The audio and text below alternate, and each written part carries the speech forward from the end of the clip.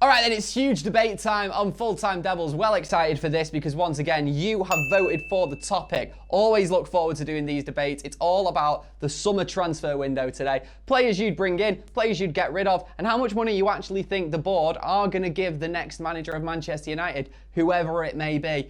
Joined today by John Shin, by Abdullah, by Statman Dave. How are you doing, boys? All right. Right, let's get straight into it and and talk about whether we think the manager is actually going to get the money in the summer. John Shin, do you think that the manager, whoever it will be, also tell us who you think it will be, is going to get the dough? I actually was on Jimmy Conrad's live stream, and he was asking me the same question, and I told him that initially before the PSG name match. Drop, Clang. Go on, continue. I basically let him know that it'll still be Pochettino, irrespective of where Ole Gunnar Solskjaer finishes in the season. But I'm gonna sit here and retract that statement, because I think if Ole Gunnar Solskjaer sort of maintains this positive energy and momentum towards the end of the season and finishes with some sort of trophy, I think he'll probably get the job. Your question was, is he going to be backed? I completely believe that the next manager will be backed. Irrespective of the owner. It doesn't matter if MBS or whoever the hell buys them, or if we're still going to be stuck with Glazers. I think the next manager will definitely be backed. Seeing that sort of chaos ensue, especially at the beginning of the last transfer window with Jose Mourinho and whatnot. Despite having money to sign players, I think that energy, in terms of not being provided the sort of full funding or the sort of the full support, definitely took a massive toll in terms of the squad vibe, in terms of the energy surrounding the club. So I think the next manager will definitely be backed.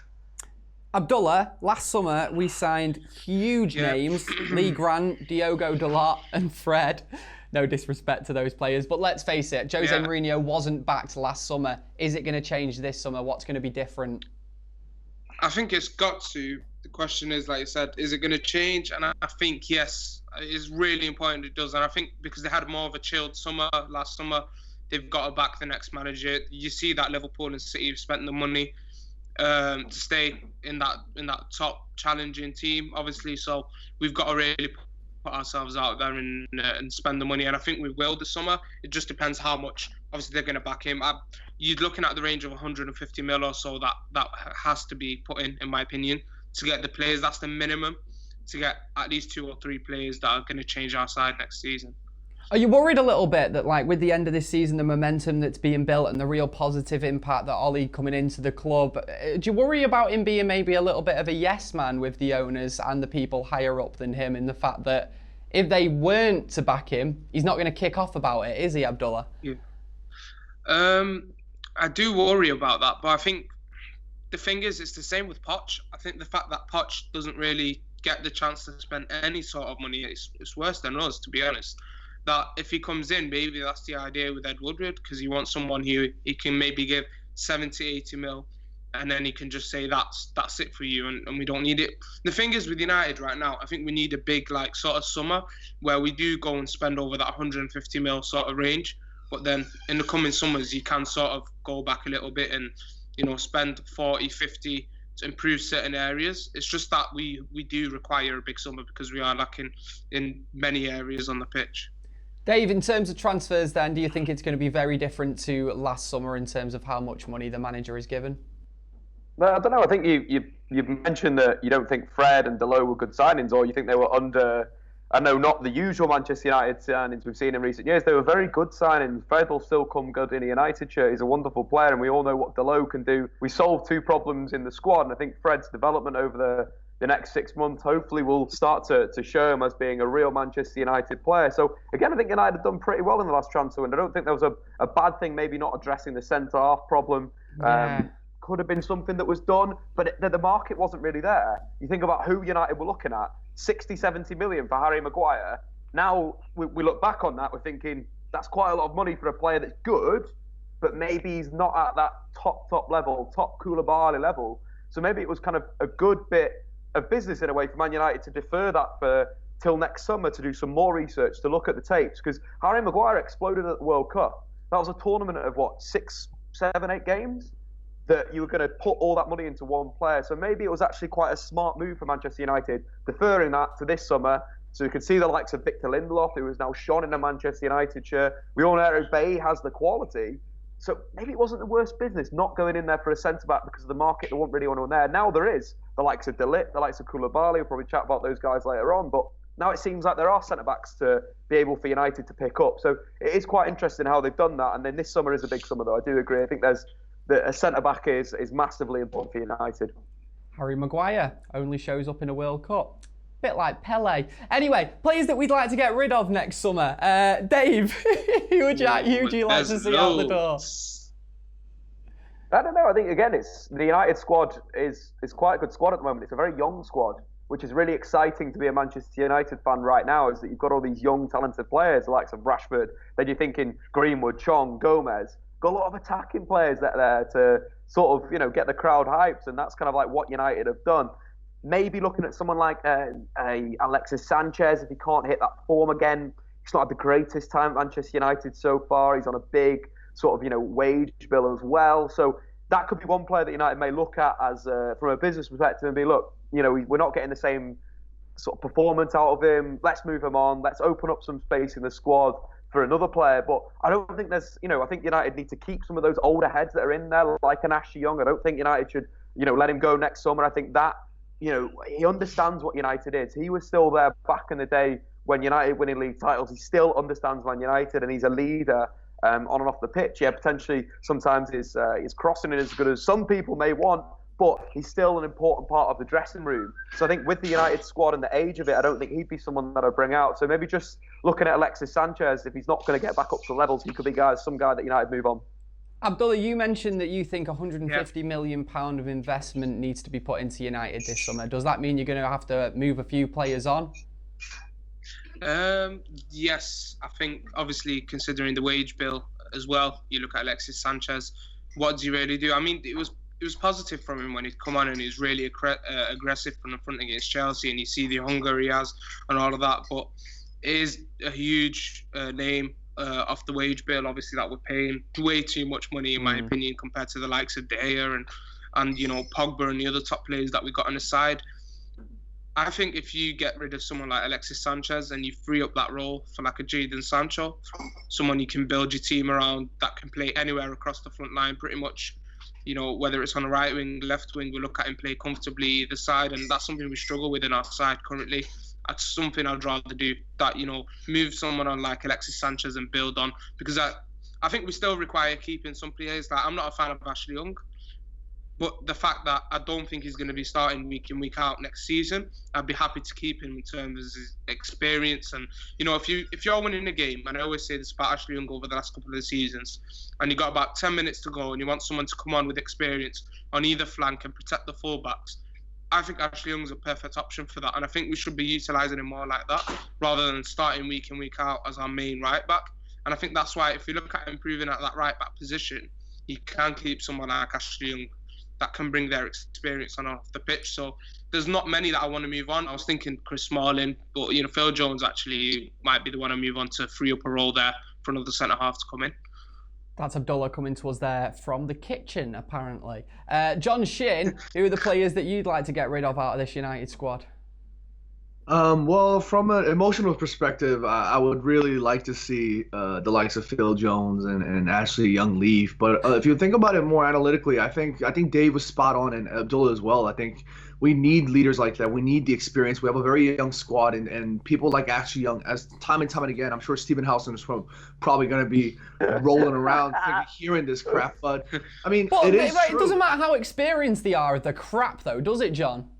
That's exactly right. And that's the point that Abdullah was trying to make. I think he's saying that trying to build an 11 that sort of focuses on Ashley Young or relies on Ashley Young, somebody like Ashley Young, to be starting as a starting right back, that's the wrong idea. I think introducing Ashley Young as sort of a squad role player, somebody that's more involved off the pitch, somebody that's more important in terms of his role in the dressing room. I think that's what you need to keep players like Ashley Young for, not somebody that starts week in, week out as your starting right back. I think we have different uses in that respect.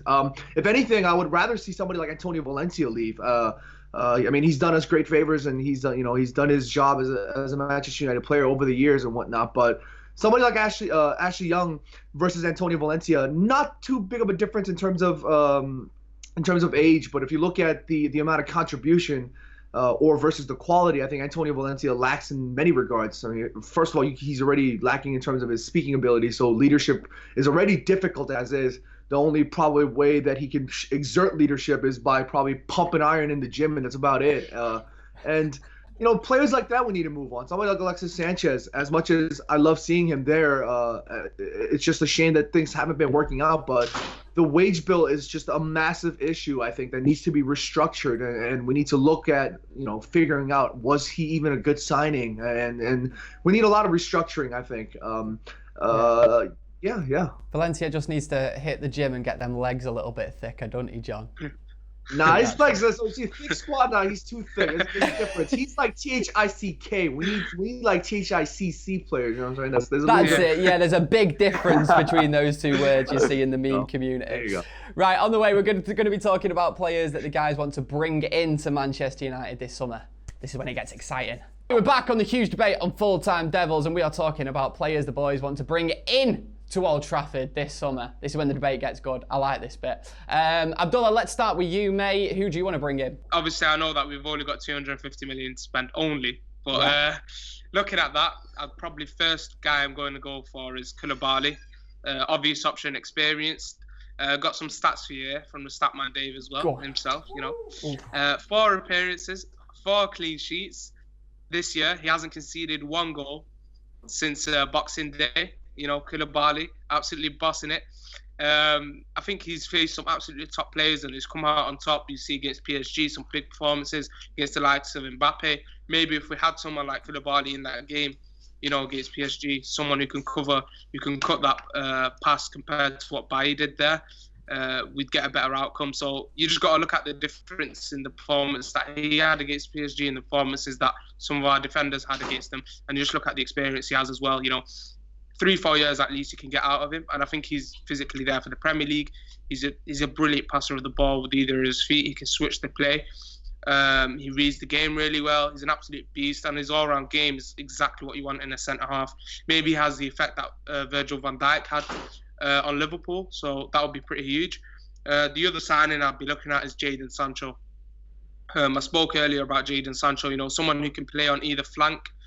Pretty well, just as well. We've seen him play on the right, on the left. I've been watching him, since being at the City Academy, and I always thought that this guy just needs a bit more of his end product, and he's got it at Dortmund, man. And it's just about how you're going to price them out. So I've just thrown 100 mil at that. I'm just going to throw 100 mil in there, just so no one moans when I say 80 and say they're not going to sell him for 80. 100 each? So 190. Yeah, 190. I still need that 10 mil for something else. And then I've got a cheeky one. I don't know if you can do this, but I'm going to go for Rabiot on a free. Now, a lot of people are going to be looking at me a bit weird with this one because obviously his contract's ending. The thing is with Rabiot, I think obviously he's had his attitude problems, but if you look at him purely as a talent, he's an absolute baller in midfield. He controls the play. He settles down the game. He's got a brilliant pass on him. And I think he brings something different to what Matic and Herrera have, and he's had big game experiences. He's played for PSG for many years. He played for City at youth level as well. So it'll be great to have another, 2 City players come in here and winning us the league against them. That'll be pretty good, So, Rabiot, I think getting him on a free would be pretty huge. It's just whether United are going to tolerate his attitude issues that he's had at PSG, to be fair. The last player that I'm going to go for is Wan-Bissaka. Probably going to be around 50 mil or so. I don't think Palace are going to let him go for that, any less than that. So Wan-Bissaka, I think he's just winning tackles for fun, playing against, even Martial when it comes to Old Trafford. Martial was struggling against him. All these top players that have come up against him on that flank this season have really struggled, and he seems to just always come out on top. Defensively sound, like I said, Statman Dave loves the Wan-Bissaka stats every week. You just got to look at his page. So he's got to agree with me on that one, at least. I think going forward, he needs to improve. But I think that's just sort of a Palace sort of problem, the fact that they don't play in the style that United are obviously going to be playing at. But currently, we don't have any good defensive fullbacks that are clearly good. I think Delo can improve. Going forward, Delo's brilliant. So I think if you have Delo who can, challenge for that left back and right back spot and, really rotate between there and Wan-Bissaka, then I think that's perfect. John Shin, thoughts on some of those Abdullah choices? An ex-City player in there. I actually like the Koulibaly one. I had Koulibaly on my list as well, but I personally think we're gonna need to also prioritize a little bit more on defense, and we're gonna. In midfield rather. And we're gonna talk about more in detail later in terms of my choices. But I think besides the Koulibaly one, I'll be a little bit skeptical about the rest of the choices there. Sorry, Abdullah. I love you to death, but I don't know. Come on, man. Statman, go on then. 250 million to spend. Who are you bringing in? Talk to me. First up, we're going to go over to China. We're going to go to Shandong FC, and we're going to bring back Marouane Fellaini first up. No! There's a hole in our squad for a plan B now. I think we saw it's over. PSG, but we're going to bring you back, Marouane. Don't you worry. We're banning Fellaini from this debate. Or can we just ban the mention of Fellaini on Full-Time Devils now, for good? That and Mourinho, it's going in the bin. Dave, who are you bringing in? A few players, guys. I'm going to go into the market and I'm going to look around. I think Marquinhos could be a decent signing, be it in central midfield or centre back or even at full back. I think we've seen under Thomas Tuchel this season at PSG that he can play in any position now. He's that good a footballer. And against Manchester United in that first leg in the Champions League, man of the match by a country mile. And players that come to Old Trafford and can perform at Old Trafford is extra impressive. Thinking about how he dealt with Paul Pogba, how he sort of man-marked him out of the game, that's an asset for any side. With Nemanja Matic, he's been brilliant for me under Ole Gunnar Solskjaer, but he's getting to the sort of back end of his career. Someone like Marquinhos could play centre-back, could play defensive midfield, and would be absolutely sick. In terms of attackers... How much would he cost, though, Dave? A few pounds. At 100 mil. Marquinhos would probably cost more than 100 mil, wouldn't he? 120 mil. Doesn't matter. Because we're going to go over to France and pick up Nicolas Pepe on the cheap. Lille, about 30, 40 mil. I reckon we can get him there. 16 goals, 8 assists in Ligue 1 this season. He looks like the real deal. Player that's sort of exploded this year. Start of the season, you're thinking, is he a one-season wonder? But he's continued that. A classic inverted attacker, a left-footed player playing on the right-hand side that can finish 1v1. And if that's not the case, Timo Werner from RB Leipzig, he's been linked with Bayern Munich. He's been linked with another team we're not going to mention right now. But the guy has the talent, a quality footballer, capable of playing any position across the front four. He's done wonders in Germany since moving from Stuttgart to RB Leipzig as a centre forward, but can play on the left like he did in the World Cup, can play on the right, can play as a number 10. He's just a perfect modern day player.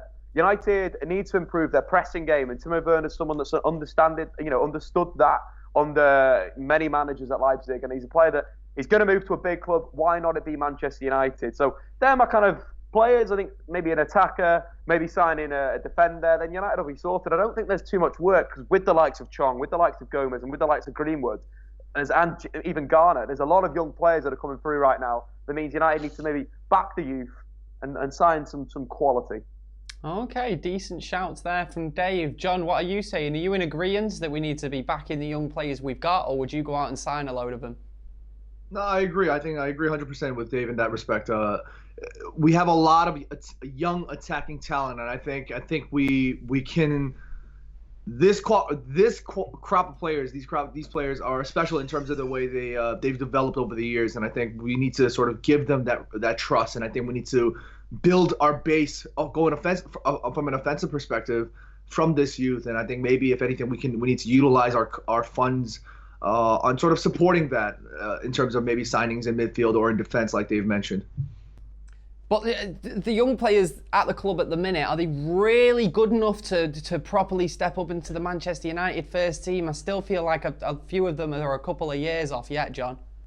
Yeah, of course. I'm not saying that we're going to play in 4 competitions and let the likes of Chong and Greenwood and Martial and Rashford lead every single tournament. I'm saying? I think there still needs to be some sort of experience. There always needs to be a balance in terms of the combination of youth and experience. And I think although we have the youth from an offensive perspective, we were hoping that maybe somebody like Alexis Sanchez would provide that sort of experience and alleviate that balance in that respect. But Alexis Sanchez hasn't been doing that. If you look at it purely from a Premier League standpoint, Lukaku has been in the Premier League for quite some time, and he was supposed to be that sort of provider in terms of the experience, and he hasn't done that quite well. So, of course, you still need to prioritize in that respect, but I think in terms of the sort of thirds of the pitch, you need to prioritize more so in midfield and in defense. For me, from a defensive perspective, I think needs to be prioritized much more than the offensive perspective. Okay, then, John, tell us who you're bringing in if you had 250 million to spend. Well, I got these figures from Transfer Market. I'm not sure how accurate they are. I really agree with Abdullah in terms. I agree with. They rated Pogba like 80 million, just to say so, or 100 million, which is poor. So I'm just saying, not accurate. All right, that's got it. Well, that's a fair point. I also went for Koulibaly here, but I'm actually gonna go for a little bit of a reach here. I wrote this guy down just in case because I had a feeling either Dave or Abdul was gonna say somebody crazy. So I'm not saying Marquinhos was crazy, but I would really like to see us reach for somebody like Son Heung-min, I think. And I want a huge disclaimer. I'm not saying we should sign Son Heung-min just because he's Korean. John, sorry, what's the name you're saying? What? Who? Heung-min Son, sorry. Heung-min Son, sorry. I just okay, sorry, mate. Sorry. I would love that. The proper pronunciation, it goes over my head, mate. It's like Tony Martial. I was calling him Marshall for years. No, that's my apologies. I wanted somebody like Heung-min Son because I think he has the perfect balance of experience and quality. He's still quite young. I think he's only 26. And Transfer Market has him for 50 mil, which I think that's pretty under. I think that's quite low given the fact that he's recently signed a new contract. So he'll probably go for closer to 100 million, if anything, which would be astronomical in terms of an Asian player being sold for that kind of figure. But just for this sort of debate, I would say 50 million and say that we would sign somebody like Son Heung-min alongside Koulibaly. And if anything, I also wouldn't mind us tapping up for somebody like Kante. I think Kante is somebody that maybe we can really look into. Of course, he's also signed it hasn't been too long since he recently signed a contract, but somebody like Kante would really, really benefit the likes of Pogba and allow for somebody like Matic to sort of transition out. I mean, you saw in the last game recently, even in the FA Cup, you can see the legs tiring out a lot faster in terms of Matic's performance on that pitch, and I don't want to see us constantly relying on Matic. I mean, you saw Jose Mourinho relying on Matic time and time and again, and you just ended up over-exhausting the guy, and we can't rely on him for the next season to do the same thing. So it's somebody like Kante who can provide that energy output alongside Pogba and allow him that sort of role. I think that would be crucial in terms of playing a more free-flowing style of football. Somebody that can just kind of overexpend his energy and allow the rest to sort of, I guess, have a little bit more loose interpretation of what their free-flowing attacking football should look like. Nice. Some really good names there. I'm glad someone finally said Kante as well because I don't know why. Because that's one player that I knew. It's off. What, I've never heard of Son or Koulibaly. Off. I'm glad someone said Kante because he's the player that I can see us putting in a cheeky bid for this summer. And out of all the names mentioned so far, apart from maybe Koulibaly, I think the man we're most likely to go for.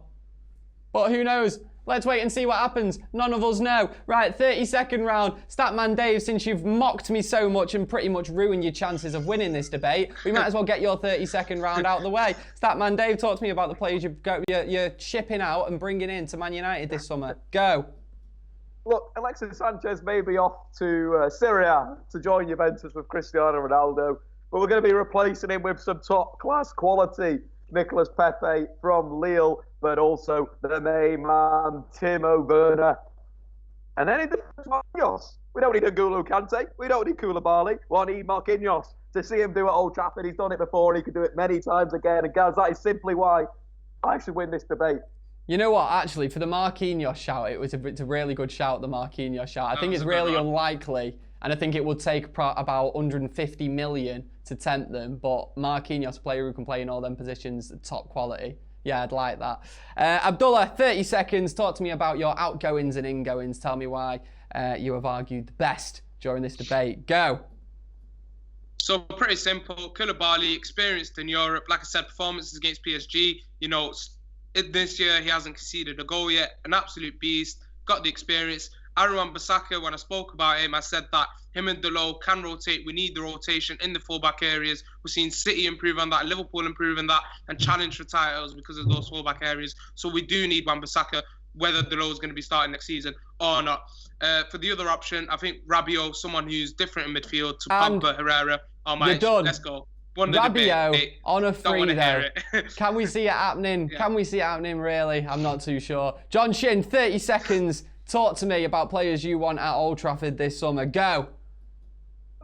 Thick is oh my God, thick is spelled Thick, and somebody like Antonio Valencia is thick, but not the thick we need. We need somebody like Son Heung-min, who's a baller going forward. Thick is what we're looking for. Thick legs. Somebody like Son Heung-min, somebody like Koulibaly, somebody like Kante. We don't need any of this other crap. THICC leg movement. Let's get it, baby. That's what I'm talking about. I probably woke up my entire family right now, but I don't give a damn. I'm gonna win this goddamn debate. You can't win the debate for saying thick. With 2 C's. Can you win the debate for just saying thick? and breaking his family up. To be fair, we'll give it him. Well, I'll give it him. I'll personally give it him. I'm sorry.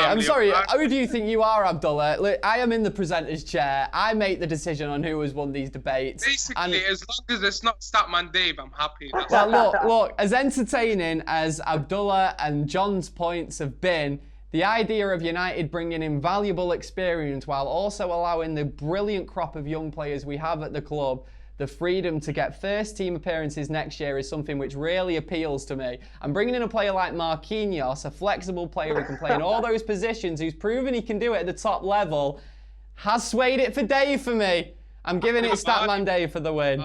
Look, I tried pushing it towards John and he still didn't get the hint. Thank you, man. Thank you. I'm never going to win this. I'm never going to win. John, the Son shout and the Kante shout, I love the idea of those two, but I can't see us bringing in 2 Premier League players. It's probably not going to happen. Anyway, guys, hope you have enjoyed this debate today. Make sure you go and follow these guys, whatever they're doing online. What is it you're doing online? John Shin, where can people find you? You guys can find me on YouTube, John Shin. You guys can also find me on Instagram. I've noticed that a lot of the Full-Time Devils family has been shouting me out and showing me love on Instagram. That's really cool. I act like a fool here, but Instagram is a little serious place, so if you guys want to come take a look at my works, that'd be great. John, do I follow you on Instagram? I have no idea. I don't follow that many people on Instagram. Abdullah follows me. Yeah. You'll get a follow now anyway. Abdullah, where can people find you, mate? Twitter and Instagram.